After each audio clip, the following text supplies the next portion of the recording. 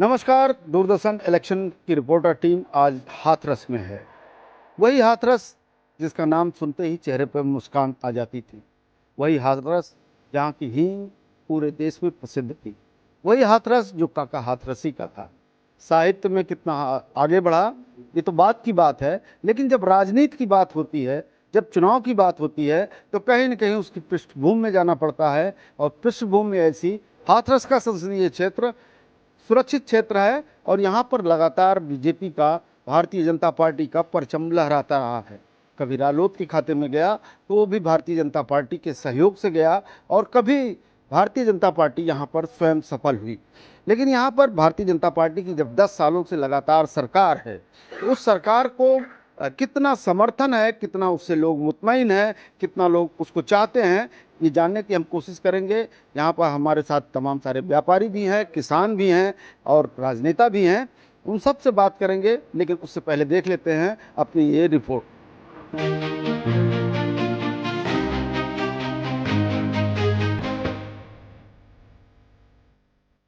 अपने हींग के लिए मशहूर हाथरस लोकसभा सीट सिर्फ जातिगत आधार पर सुरक्षित नहीं है, बल्कि बीजेपी की जीत के लिहाज से भी सुरक्षित है।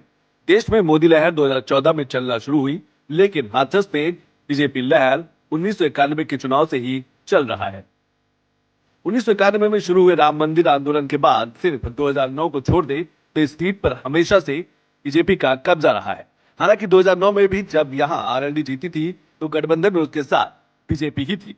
मतलब 33 साल से बीजेपी इस सीट पर अजेय है। हालांकि मौजूदा सांसद राजवीर सिंह दिलेर की विरासत रही इस सीट पर इस बार विराम लगा है। बीजेपी ने उनकी जगह अनूप वाल्मीकि को टिकट दिया है। भारतीय जनता पार्टी से अनूप वाल्मीकि, समाजवादी पार्टी से जसवीर वाल्मीकि, बसपा से हेमबाबू धनगर। हाथरस से मौजूदा सांसद राजवीर सिंह दिलेर के पिता 1996 से लेकर 2004 तक इस सीट से सांसद रहे, लेकिन बीजेपी ने राजवीर सिंह दिलेर का टिकट काटकर उनकी विरासत पर ब्रेक लगा दिया है। राजवीर सिंह दिलेर ने 2019 के चुनाव में बड़ी जीत हासिल की थी। 2019 के नतीजों पर नजर डालें तो राजवीर दिलेर को 6.84 लाख वोट मिले थे। समाजवादी पार्टी के रामजी लाल सुमन को 4.24 लाख वोट, कांग्रेस के त्रिलोकीराम को 23,926 वोट मिले थे। राजवीर सिंह दिलेर ने सपा के रामजी लाल सुमन को हराया था, लेकिन इस बार सपा और बीजेपी दोनों ने ही नए प्रत्याशी को मैदान में उतारा है। दोनों ने वाल्मीकि प्रत्याशी पर भरोसा जताया है। सपा ने पहले जसवीर वाल्मीकि को टिकट दिया, वहीं बसपा ने धनगर समाज से सॉफ्टवेयर इंजीनियर रामबाबू धनगर पर दांव खेला है। हाथरस में धनगर वोटर की संख्या ठीक ठाक है। हाथरस की जाति समीकरण पर नजर डालें तो दलित वोट लगभग 2.5 लाख, धनगर वोट लगभग 1.5 लाख, मुस्लिम वोटर लगभग 1.2 लाख। हाथरस सीट पर दलित और मुस्लिम समीकरण हावी रहता है, इसलिए सपा से पहले यहाँ बसपा दूसरी दावेदार रही है। इस बार तीनों ही पार्टियों ने बाहरी प्रत्याशियों पर दांव लगाया है। अब देखना होगा कि काका हाथरसी की धरती इन बाहरी प्रत्याशियों में से किसके ऊपर सिरमौर स्थापित करती है। हाथरस एक नया जिला है जो 2-3 जिलों को काट करके बनाया गया और इसके डेवलपमेंट की बात सोची गई। एक उपजाऊ भूमि है यहाँ पर। इस वक्त एक मंडी में मैं खड़ा हूँ जहाँ पर व्यापारी आते हैं, अपना अन्न बेचते हैं और उसके साथ फ़ायदा लेते हैं। तो बात कहीं ना कहीं किसानों से ही हम शुरू करते हैं। हमारे साथ तमाम सारे जो है यहाँ पर प्रबुद्ध लोग हैं, किसान हैं, व्यापारी हैं। तो आपका नाम क्या है? कैलाश कुलवाल। कैलाश जी, बीती 10 साल की सरकार के बारे में आप क्या देखते? बीती हुई सरकार ने बहुत अच्छी उपलब्धियां हैं, राष्ट्र के लिए भी, व्यापारियों के लिए भी और किसानों के लिए बहुत अच्छा कार्य किया है और हम उसके कार्य से बहुत संतुष्ट हैं और पूर्ण आशा है कि आगामी जब सरकार बनेगी तो बहुत अच्छा देश के लिए, राष्ट्र के लिए, व्यापारियों के लिए और प्रत्येक जन के लिए अच्छा कार्य करेगी। मुद्दों की बात कीजिए। हाथरस के मुद्दे क्या हैं जो हल हुए और नहीं हुए? हाथरस में कोई विशेष मुद्दा नहीं है, विकास का कार्य जारी है और हम ये चाह रहे हैं और विकास हो। जैसे कि अब बागला हॉस्पिटल है, उसमें और ज़्यादा विकास हो। मुद्दा तो कोई विषय है ही नहीं। क्या चाहते हैं किसान और क्या चाहती है हाथरस की जनता? पहले मैं हाथरस के विकास के बारे में कुछ बोलना चाहूँगा। जैसे हमारे बागला हॉस्पिटल है, ये हमेशा रेफर हॉस्पिटल कहलाया। यहाँ आज तक ऑपरेशन की कोई व्यवस्था कोई भी जनप्रतिनिधि चालू नहीं कर पाया। उसके बाद जैसे रेलवे कनेक्टिविटी है, बहुत सी रेलें यहाँ पर आज तक चालू नहीं हो पाई, जो जनप्रतिनिधि से हमको उम्मीद थी। बच्चों की पढ़ाई के लिए सारे बच्चे हायर एजुकेशन के लिए बाहर जाते हैं, बच्चा फिर उसके बाद बाहर नौकरी पे शिफ्ट होगा, फिर परिवार भी शिफ्ट हो रहा है। अब यहाँ से शिफ्टिंग चालू हो गई है जो नहीं होनी थी। हाथरस में जैसे रोडवेज बस स्टैंड है, बाईपास से बस निकल जाएगी, हाथरस नहीं रुकेगी। हाथरस से मथुरा जाना है तो बस उसको नहीं मिलेगी। 2 ट्रेनें हैं, एक सुबह एक शाम, लेकिन कनेक्टिविटी नहीं है। आपके पास अपना साधन है तो मथुरा जा सकते हैं। राय के जाम की वजह से हाथरस से मथुरा व्यापारी नहीं जा पाएगा, कभी नहीं जाता है। अब अलीगढ़, पहले अलीगढ़ बस स्टैंड तक बसें जाती थी, अब 3 किलोमीटर पहले बाईपास पर रोक दी जाती है। ना तो आप रात को आ सकते हैं, न सुबह जा सकते हैं। उनको कनेक्टिविटी नहीं है। हाथरस के किसी व्यापारी को किसी दिल्ली जाना है, एक सुबह एचएडी चलती है, रात को आती है। अलीगढ़ कुछ ट्रेनें खड़ी रहती हैं जो हाथरस किले से चालू हो सकती हैं। व्यापारी बार बार जा सकता है, बार बार आ सकता है, लेकिन कनेक्टिविटी नहीं है, किसी को कोई कनेक्टिविटी नहीं है। तो डेवलपमेंट हाथरस का होगा कहाँ से? देखिए, डेवलपमेंट के मामले में अगर देखा तो यहाँ का उद्योग कानपुर के बाद हाथरस का नंबर लिया जाता है उत्तर प्रदेश में। कहीं पे भी विश्व में दाल मिलों के अंदर रेलवे ट्रैक बिछे हुए नहीं, लेकिन हाथरस में बिछे हुए हैं। आप इसका पुराना इतिहास देखेंगे तो ये पूरी नगरी पूरे भारतवर्ष को सप्लाई देती थी, लेकिन आज स्थिति ये है कि हाथरस को सप्लाई नहीं मिल पा रही है। हाथरस के लोग अपने व्यापार के लिए यहाँ से छोड़ के एमपी में जा रहे हैं। दाल मिलें थी वो एमपी में डेवलप कर रहे हैं। उसका कारण है कि जो राजनीतिक इच्छा शक्ति थी उसको हाथरस को बिजनेस को उठाने के लिए उन्होंने कुछ नहीं किया है। सरकार का जो सहयोग मिलना चाहिए था, सरकार स्कीम बनाती है और बनाएगी, लेकिन जब तक स्कीम धरातल पर नहीं आएगी, हमारे जनप्रतिनिधि उसको धरातल पर नहीं ला सकते हैं, तो वो जनप्रतिनिधि हमेशा फिर रहे हैं और आगे केवल उम्मीद पे वोट दे रहे हैं कि हाथरस का कोई विकास करेगा।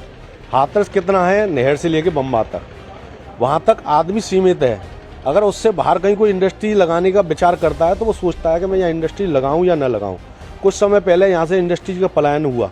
पलायन होने के बाद जब बीजेपी की सरकार आई है, वो पलायन रुका है, लेकिन यहाँ इंडस्ट्री डेवलप नहीं हुई है। एक सवाल मेरा ये है, एमएसएमई पर सरकार का बड़ा जोर रहा है छोटे उद्योगों को लेकर के। यहाँ पर हींग का व्यापार, यहाँ पर रंग गुलाल का व्यापार, यहाँ पर दाल का व्यापार, जैसा कि आप बता रहे हैं। अब उसकी क्या स्थिति? देखिए, सरकार प्लानिंग करती है, प्लानिंग को जमीन पर लाना हमारे जनप्रतिनिधि का बहुत बड़ा रोल रहता है, क्योंकि हमने जनप्रतिनिधि को चुना है, उससे सरकार बनी है। अगर वो यहाँ पर एक्टिव होते हैं तभी यहाँ पे उद्योग पनपते हैं। तो हाथरस की जो चीज़ें हैं, जो डेवलप मांग रहा है हाथरस, उसको कौन रखेगा? प्रधानमंत्री और मुख्यमंत्री तो उसको पूर्ण नहीं कर पाएंगे। जब तक जनप्रतिनिधि चुनने का कारण भी यही होता है कि वो लोकल की समस्याओं को वहाँ तक पहुँचा सरकार तक, लेकिन वो नहीं पहुँचा पाते। ये सबसे बड़ी विडम्बना हमारे हाथरस की रही है। सरकार नीतियाँ बनाती हैं, लेकिन जनप्रतिनिधि जो ये चुन करके भेजते हैं उनसे असंतोष दिखाई देता है कि वो जमीन पर, धरातल पर उन योजनाओं को उतारने में असफल रहते हैं। क्या ना, यहाँ पे कांग्रेस कम भाजपा ज्यादा रही है, भाजपा या समर्थित कांग्रेस ज्यादा रही है। कांग्रेस ज्यादा रही है। तो किस तरह से आप देखते हैं कि अब पिछला 10 साल कैसे गुजरा है और किस तरह से गुजरा है? देखो, ये गुजरना न गुजरना उससे समस्याओं का समाधान नहीं है। समाधान तो ये है कि ये हाथरस ऐसी बस्ती थी जिसमें 18 तेल मिल थे, जिसमें बिरला जी का भी तेल मिल यहीं था। आज एक तेल मिल चल रहा है, एमडी तेल मिल, वो भी अपने दम, जैसे आदमी को वो हो जाती है ना बीमारी, तो कबू जागी दवाई ले ली, कबू जागी दवाई ली, इस तरीके से तो वो मिल चल रहा है। इसमें 1800 जीन थी इस हाथरस में, जिसमें बच्चा कोई भूखा नहीं सो सकता था। 8 वर्ष के बच्चे से लेके 60 वर्ष के बुढ़े को काम था, जीन पर बैठा दिया गया तो 3 रुपये रोज मिलते थे उसको। आज दाल मिल जहाँ 150 दाल मिल थे, मात्र यहाँ 54-55 दाल मिल रह गए हैं। यहाँ ज़रूरत है उद्योग की, ये ज़रूरत ना है कि सब यहाँ रेफर कर दो, ये कर दो, कनेक्टिविटी नहीं है। यहाँ पहले पार्सल 3-3 दफ़े, यहाँ पहले 2 दफ़े डाक बढ़ा करती थी, सुबह और शाम को। सुबह चिट्ठी बढ़ती थी, शाम को बढ़ती थी। आज वो व्यवस्था नहीं है। पहले पार्सल होता था, वो पार्सल की व्यवस्था ना छोटी लाइन पे ना बड़ी लाइन पे है। पहले लोडिंग का काम, अनलोडिंग का काम होता था, वो आज तक बंद हो गया। मतलब उसकी व्यवस्था के लिए कोई ऐसा कोई कार्यक्रम हो, चाहे वो सत्ता भाजपा की हो या अदर कोई सत्ता हो। मैं ये नहीं कहता कि ये सत्ता अच्छी है कि ये सत्ता बुरी है, मगर हाँ, व्यवस्था बुरी है। नहीं, सरकार की उपलब्धियां तो बहुत अच्छी हैं, विकास हुआ है और उम्मीद है कि इस बार भी सरकार बीजेपी की आएगी। सरकार किसी की आए, मतलब व्यापारियों के बारे में थोड़ा सरकार को सोचना चाहिए। व्यापारी कुछ चीज़ों में बहुत परेशान है। जैसे एक MSP लागू करा था व्यापारियों के लिए, किसानों के लिए करा हुआ है ये MSP भी, तो इसमें भी बहुत दिक्कतें आती हैं व्यापारियों को। MSP तो लागू नहीं है। मतलब किसानों के लिए तो 2275 है, अब हम 2250 रुपये हम गेहूँ बेचें तो हमें व्यापारियों को बहुत दिक्कत है। किसान को तो कोई दिक्कत नहीं है, किसान का पेमेंट तो व्यापारियों द्वारा खाली नगद है। सरकार का इतना जल्दी पेमेंट नहीं जितना व्यापारी किसान को नगद पेमेंट जल्दी देते हैं। तो ऑनलाइन सिस्टम की वजह से थोड़ा ये दिक्कत है, मगर इस दिक्कत को थोड़ी सरकार फोकस दे तो इस सरकार से थोड़ी और व्यापारियों के लिए थोड़ी उम्मीद है। बात कानून व्यवस्था की करें तो क्या कहेंगे? कानून व्यवस्था तो अच्छी है, व्यापारियों को कोई ऐसी परेशानी नहीं है, सेफ्टी भी है। पहले होती थी क्या दिक्कत? पहले सरकारें कुछ ने नहीं करी हैं, इस सरकार कर रही है। इस सरकार में सुरक्षा के नाम तो बड़ी सुरक्षा तो है ही है। क्या कहेंगे? कई सारी चीज़ें हुई देश में, बड़ा सारा मुद्दा, जैसे कश्मीर का 370 था, उसके बाद राम मंदिर बना, कुछ उसका भी प्रभाव यहाँ दिखाई देता वो है? तो सरकार ने बढ़िया किया था। क्या किया? बढ़िया ये किया, 370 वो हटा दी और राम मंदिर जो बनवा दिया उन्होंने। कोई सी सरकार आई, चाहे कांग्रेस की हो चाहे कोई हो, किसी ने कुछ भी नहीं किया। इसने बीजेपी ने तो उस मंदिर बनवाया और फिर 1 साल एक काम किए, काफ़ी काम किए हैं। और वैसे जो परेशानी आती थी इसने ये भी सब समस्या का समाधान कर रही है थोड़ा थोड़ा। पर ये सरकार से ये रिक्वेस्ट है कि ये न थोड़ा ज़्यादा व्यापारियों के लिए उसको कुछ ध्यान दें। क्या ध्यान दें? कहाँ दिक्कत आ रही है? कई ऐसी व्यवस्थाएं हैं, उनमें थोड़ा व्यवस्था गड़बड़ करती है। क्या बताएं ना, कुछ बताएं। GST में GST हुई, मंडी शुल्क हुआ, इनमें काफ़ी दिक्कतें आती हैं। हाँ, इसको और सरकार तो कहती है कि GST से व्यापारियों को आसानी हुई है और मंडी समितियों में भी थोड़ा परेशानी हुई है, उसको समाधान कर दें तो किसी को कोई परेशानी नहीं है व्यापारी वर्ग को लेकर। कानून व्यवस्था के मामले में सरकार कानून की व्यवस्था तो बढ़िया चल रही है, सरकार की बढ़िया व्यवस्था चल रही है। कि बीते 10 साल की जो सरकार रही है, फिर एक बार मैदान में है, क्या कहेंगे बीते 10 साल के कामों के बारे में? कितना पूरा हुआ, कितना अधूरा रह गया? इसमें 10 साल में काम तो बहुत हुए हैं और सबसे ज़्यादा जो काम हुआ है, एक तो कानून व्यवस्था पे काम हुआ है, दूसरा टूरिज़्म पे काम बहुत हुआ है, जिससे कि हर आदमी को ज़मीन से लगे लेने वाले और ऊपर तक सबको रोज़गार मिला है। पर मैं अपने हाथरस की बात करूँगा कि हाथरस सबसे ज़्यादा बेरोजगारी से पिछड़ा है। यहाँ पे हाथरस में रोज़गार नहीं है, यहाँ बच्चे पढ़ लिखने के लिए कोई स्कूल, अच्छे कॉलेज नहीं है, कोई भी मेडिकल कॉलेज नहीं है, कोई भी यहाँ पे व्यवस्था ऐसी नहीं है। बच्चों को बाहर जाना पड़ता है, माँ बाप भी चिंता करते हैं भाई बाहर रह रहे हैं। अब कानून व्यवस्था यूपी की अच्छी है, पता नहीं दिल्ली की कैसी है। तो हर जगह की व्यवस्थाएं अपनी अपनी अलग है, तो बच्चों को भेजने में भी तकलीफ होती है, माँ बाप भी यहाँ परेशान रहते हैं, वहाँ बच्चे भी परेशान रहते हैं। सबसे बड़ी रोजगार की समस्या को दूर किया जाए हाथरस में, और बाकी समस्याएं तो छोटी मोटी लगी ही रहती हैं। कुछ मुद्दे ऐसे थे जो अनसुलझे थे, चाहे वो 370 का मुद्दा रहा हो, चाहे राम मंदिर का मुद्दा रहा हो, सरकार ने उसका समाधान किया। नहीं, उनके मैनिफेस्टो में था ये, और उन्होंने उस बात को पूरा भी किया। हम इसके लिए उनके शुक्रगुजार हैं और बढ़िया किया उन्होंने। और आगे भी मैनिफेस्टो में जो जो काम है उनके, और वो इनको करें, हम भी उनके साथ हैं और वोट भी देंगे और सपोर्ट भी करेंगे। अभी मौसम में जब आपके सामने हम खड़े हैं, तो क्या लगता है आपको कि इस वक्त जो है जनता का निर्णय क्या होना चाहिए हाथरस के संदर्भ में? अगर हम जनता का निर्णय होना चाहिए, इस समय जो गवर्नमेंट डबल इंजन की सरकार चल रही है, उसके साथ में यहाँ की जनता को जाना चाहिए, जिससे कि यहाँ जो विकास रुका हुआ पड़ा है वो विकास हो सके। रुका क्या पड़ा हुआ है और क्या नहीं हुआ है? जैसे कि कुछ पूर्व में जो भी सांसद महोदय रहे यहाँ पर, उन्होंने हाथरस पर ध्यान नहीं दिया, लेकिन फिर भी यहाँ की जनता उनके साथ में ही, काफ़ी उन्होंने काम नहीं किए। काफ़ी मतलब हर गांव में समस्या रही है इसी से। और अगर हाथरस की भी बात की जाए तो नगर पालिका की तरफ से भी यहाँ व्यवस्था अच्छी नहीं है, वो व्यवस्था अच्छी होनी चाहिए। और अगर मैं भाजपा सरकार की बात करूं तो उन्होंने जो ज्वलंत सरकार, जितने भी ज्वलंत मुद्दे थे जो उन्होंने उनको पूरा किया। 370 हटाया, राम मंदिर 500 वर्ष का हमारा मुद्दा था वो हटाया, और भी काफ़ी मुद्दे हैं, जैसे कि सभी के लिए 2 बच्चे का कानून बनना चाहिए, CA आना चाहिए, ये सब मुद्दे उनके आने चाहिए। क्या कहेंगे इस 10 साल की मोदी सरकार के कार्यकाल को लेकर के, और खासतौर पर अगर हम किसानों और मजदूरों की बात करें? सबसे पहले मैं तो आपके चैनल को धन्यवाद देना चाहूँगा जो हाथरस की मुद्दे के लिए और यहाँ पर जो समस्याएं उनको उठाने का प्रयास कर रहे हैं। आप सभी के लिए पुनः एक बार धन्यवाद। हमारे देश की और हमारे शहर की समस्याएं अलग अलग हैं।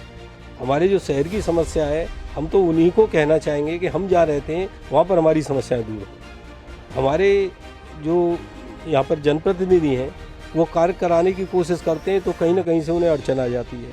हमारे शहर का विकास नहीं हो पा रहा है और हम चाहते हैं कि शहर का विकास हो, यहाँ पर एजुकेशन का विकास हो, यहाँ पर हॉस्पिटल का विकास हो। ये चीज़ें बने तो ज़्यादा बेहतर रहेगी हम आम जनता के लिए। सब लोकतंत्र का ये महापर्व है, इस महापर्व में आपको भागीदारी सुनिश्चित करनी है, एक सरकार देनी है, एक सांसद देना है। क्या जिस प्रकार से देश में 10 साल से मोदी सरकार चल रही है, उन्होंने कुछ अच्छे काम भी किए हैं जिसकी की प्रशंसा भी की जानी चाहिए। जैसे कि 370 जो कि एक बरसों पुराना मुद्दा था, जिससे कि जम्मू कश्मीर में एक आतंकवाद बढ़ रहा था, वो हिस्सा हमारे देश से अलग हो रहा था। उस हिसाब से उन्होंने 370 को ख़त्म करके वहाँ के टूरिज्म को बढ़ाया है और आज हम ये महसूस करते हैं कि जम्मू कश्मीर भारत का एक अभिन्न अंग है। इसके अलावा सरकार ने तो अच्छा काम किया है, लेकिन वास्तविकता यह है कि यहाँ के जो जनप्रतिनिधि हैं वो जनता का विश्वास कभी भी जीतने में सफल नहीं हुए। जैसे कि चाहे वो बीजेपी का रहा हो या उससे पहले लोक दल का रहा हो, ये बस जीतने के बाद अपने एसी रूमों में बैठे रहते हैं। इसके अलावा इन्होंने कोई कार्य नहीं किया है। एक तीसरी बात और कहना चाहूँगा, क्योंकि जब से आज तक जितनी भी हमारी उम्र है, हमने यह सीट सुरक्षित ही सीट सुनी है, तो यहाँ पे कभी भी एक दूसरे वर्ग का व्यक्ति तो राजनीति में आने की सोचता ही नहीं है, केवल एक विशेष वर्ग ही राजनीति में रहता है।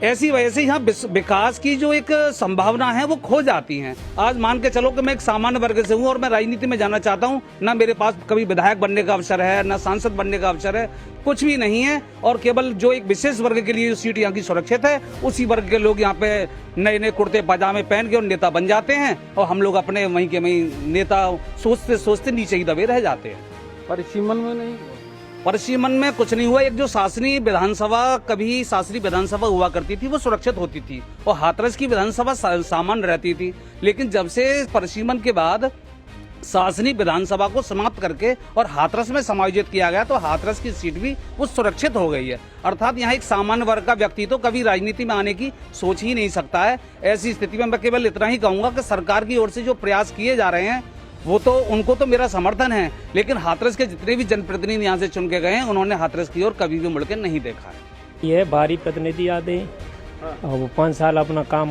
गुजार के चले जाते हैं, विकास होता नहीं। दो ही कमी है कि पहला उद्योग बढ़िया होने चाहिए या दूसरा प्रतिनिधि बढ़िया होना चाहिए।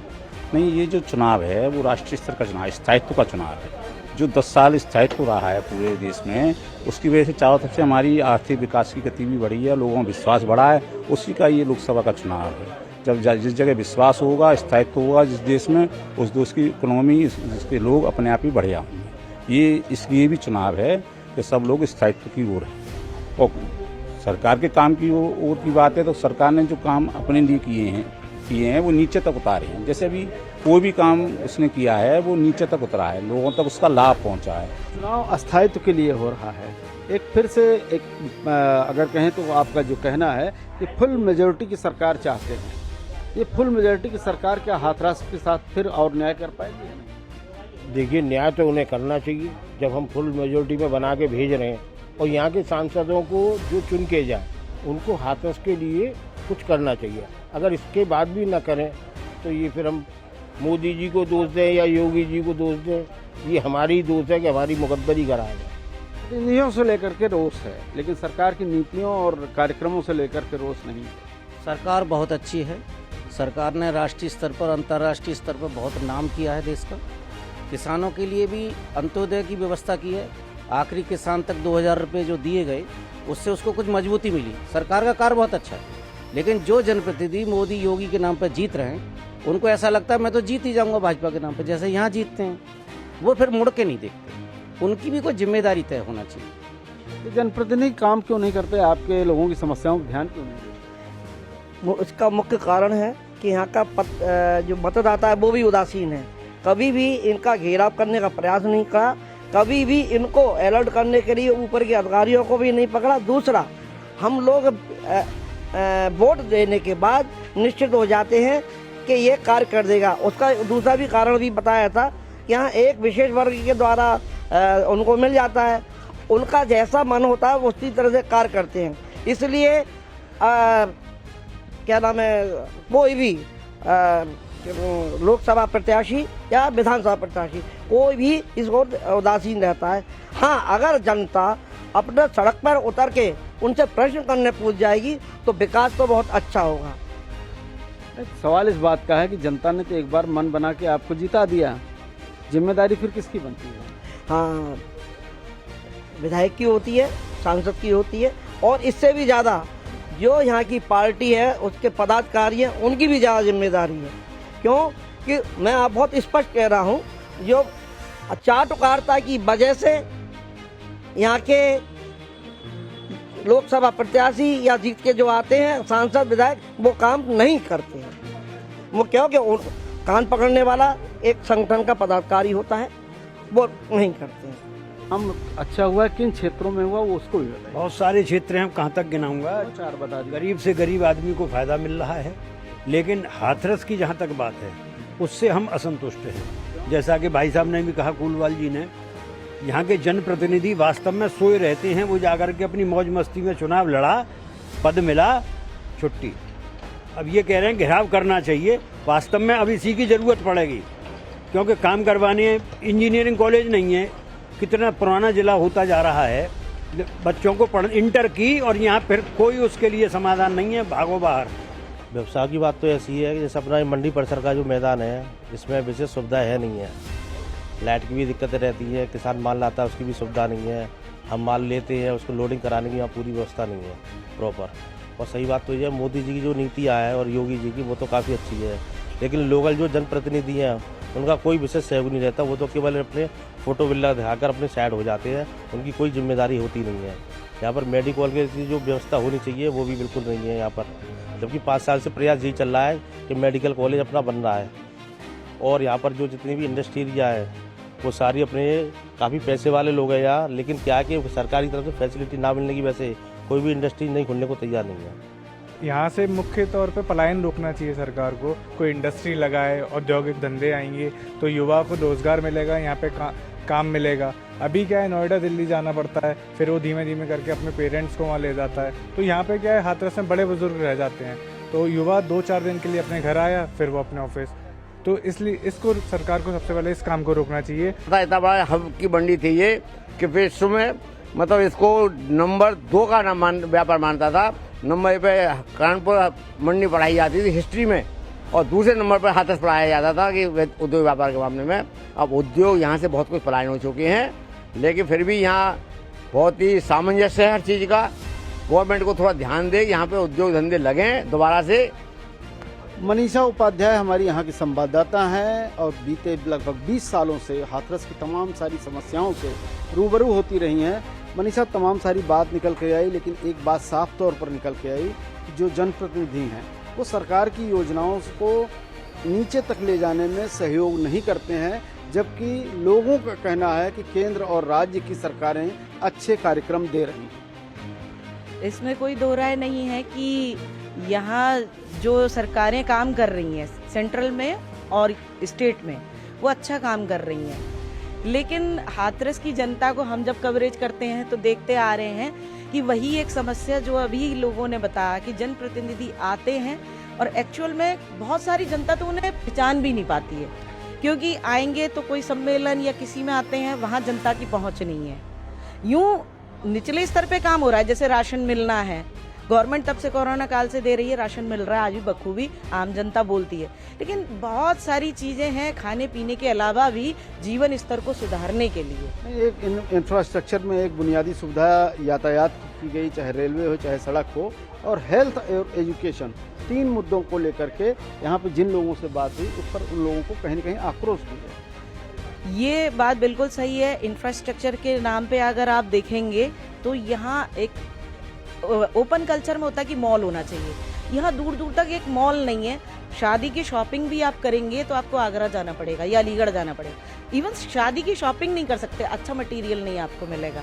दूसरा, इंफ्रास्ट्रक्चर के नाम पे हम देखें, मैं पिछले 15-20 साल से हूँ, एक यहाँ ब्रिज बना है जिसकी बहुत डिमांड थी, बरसों से लोगों ने उसके लिए बहुत आंदोलन किए, तब जाके बीजेपी काल में ये बना है। ये एक उपलब्धि है हाथरस के लिए। तो ये हाथरस की जनता थी जिसके मन में कहीं न कहीं केंद्र की सरकार और राज्य की सरकार के कार्यक्रमों के प्रति संतुष्टि तो है, लेकिन जो स्थानीय जनप्रतिनिधि हैं उनके प्रति आक्रोश भी है, क्योंकि बुनियादी सुविधाओं का अभाव है और जो यहाँ की परंपरागत उद्योग थे या चीज़ें थी वो कहीं न कहीं लुप्त होते जा रहे हैं। पलायन का रेट बढ़ा है, इसलिए लोग चाहते हैं कि जो जनप्रतिनिधि हों वो उनकी समस्याओं का समाधान करें और एक ऐसी व्यवस्था ले करके आएँ कि जिससे जो उद्योग थे वो पुनर्स्थापित हों और फिर से जो है हाथरस को जो एक पहचान है अंतर्राष्ट्रीय स्तर पर, चाहे साहित्य के मामले में, चाहे हींग के मामले में, चाहे दाल के मामले में, चाहे गलीचे के मामले में, वो फिर से एक बार मुकम्मल तौर पर मिल सके। विवेक के साथ आशुतोष शुक्ला, DD न्यूज़, हाथरस।